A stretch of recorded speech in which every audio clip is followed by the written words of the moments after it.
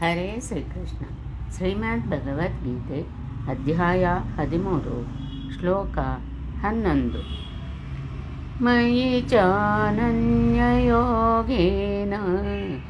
ಭಕ್ತಿರವ್ಯಭಿಚಾರಿಣಿ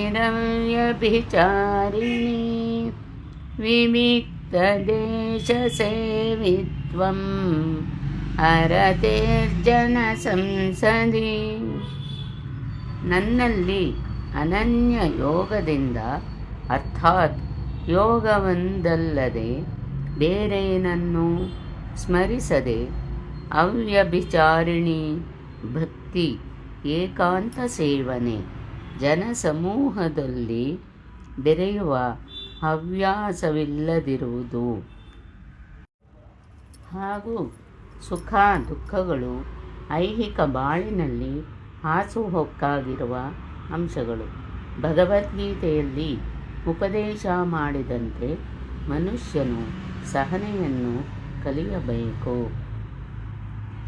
ಸುಖ ಮತ್ತು ಸಂಕಟಗಳು ಬರುವುದನ್ನು ಹೋಗುವುದನ್ನು ಮನುಷ್ಯನು ನಿಯಂತ್ರಿಸಲಾರ.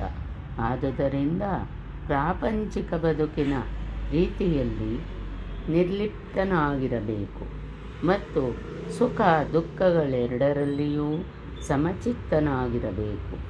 ಸಾಮಾನ್ಯವಾಗಿ ನಮಗೆ ಇಷ್ಟವಾದದ್ದು ದೊರೆತಾಗ ಬಹಳ ಸಂತೋಷ ಪಡುತ್ತೇವೆ ಮತ್ತು ಇಷ್ಟವಲ್ಲದ್ದು ಪ್ರಾಪ್ತಿಯಾದಾಗ ದುಃಖಿಸುತ್ತೇವೆ. ಆದರೆ ನಾವು ಆಧ್ಯಾತ್ಮಿಕ ಸ್ಥಾನದಲ್ಲಿದ್ದಾಗ ಈ ಸಂಗತಿಗಳು ನಮ್ಮನ್ನು ಕಲಕುವುದಿಲ್ಲ.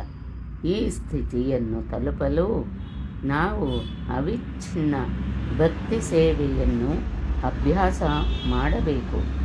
ಕೃಷ್ಣನಿಗೆ ಏಕಾಗ್ರ ಚಿತ್ತದ ಭಕ್ತಿ ಸೇವೆ ಎಂದರೆ 9ನೆಯ ಅಧ್ಯಾಯದ ಕಡೆಯ ಶ್ಲೋಕದಲ್ಲಿ ಹೇಳಿದ ಕೀರ್ತನ, ಶ್ರವಣ, ಅರ್ಚನ, ನಮಸ್ಕಾರ ಮೊದಲಾದ ಭಕ್ತಿ ಸೇವೆಯ 9 ಪ್ರಕ್ರಿಯೆಗಳಲ್ಲಿ ತೊಡಗುವುದು.